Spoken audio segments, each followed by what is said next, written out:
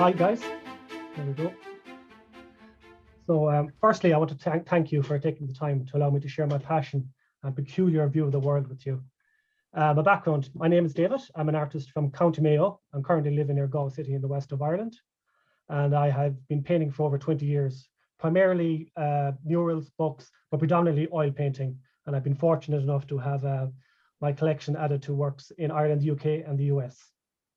So what do I paint?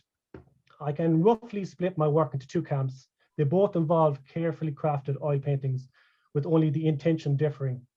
So example one, I call fun art portraits. These typically are oil paintings with the heart of a caricature designed to humorously portray a commissioned work or a whimsical scenario.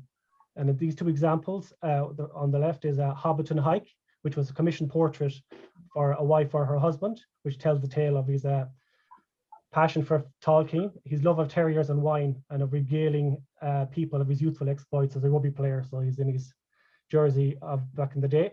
And the image just below that is the vehicle, which is rather difficult to drive due to square wheels, packed full of male sheep, aka rams, and that's known as hard drive with extra ram. So you can see that. But what I'll be focusing on this evening is what I call Diva Bog. This replaces humor, the primary goal, with more of an inquisitive, contemplative approach to the world. And an analogy that I have for that is like thinking of fun art as trying to entertain your friends in the pub, whereas with Diva Bog, you're kind of walking into a cathedral, marveling at its construction, but also kind of trying to ponder the motivations behind building that. So in this presentation, I'll be focusing on paintings in this genre. I also draw a lot of inspiration from the landscape and the stories from the west of Ireland. So without further ado, the first painting is The Merchant of Eden. So this is quite a large painting. It's about 1 meter by 8, as you can see. And the theory behind The Merchant is me kind of fumbling with the idea of civilization, what's lost and what's gained, sort of a comfortable, longer, healthier lifestyle that comes at the loss of losing a tactile connection with the environment that has molded and honed our bodies for that particular little niche. The setting is my biblical Garden of Eden, which in this scenario is actually based on the waterfalls in Killarney. And we can see people living in harmony with their environment. And in the foreground, we have my version of Eve reaching curiously for the philosophy of Adam Smith, representing economics, which I portray here as a merchant trader in the form of a Galway hooker, which is the name of the boat, and is a traditional fishing boat that's found in the west coast of Ireland. I chose mainly for aesthetic reasons. So again, there's no right or wrong answer. This is just more of a mulling over a concept in a visual form. So a few details of that picture. The painting, it took about a month to paint, and you can contrast sort of the organic, sort of lucid brushwork with the tighter structured work of the hull of the boat, which is kind of plays off the two dynamics I was going for. So yeah, and then I'll keep moving. The second picture I have is called The Children.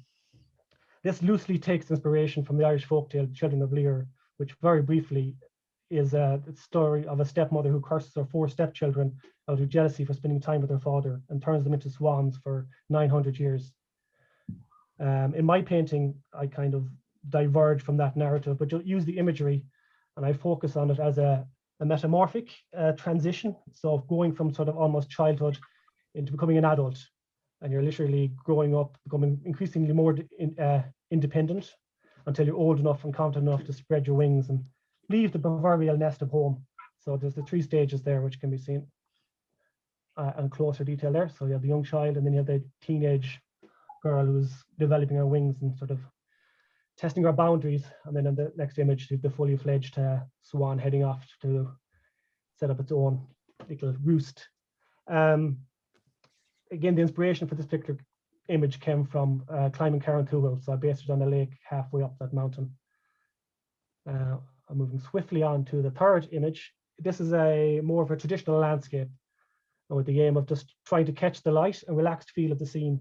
I was back home in Mayo, and it's actually a meadow behind my parents' house where my uncle's horses were grazing. It was a lovely sunny day.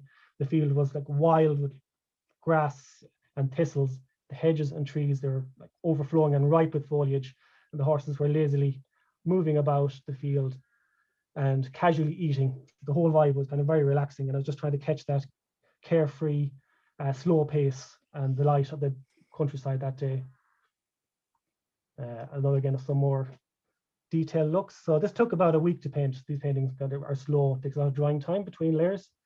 But this one is looser than the other two. It's more impressionistic in its brush strokes, which can be clearly seen on that. And the white horse was kind enough to move over, and I was able to get to paint him twice.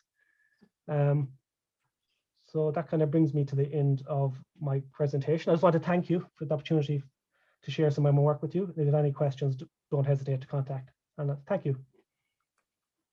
Thanks, David. Absolutely stunning pieces of work. I love the Children of Lear. I think we all were brought back to our childhood when we were learning first about that. So thank you so much for that.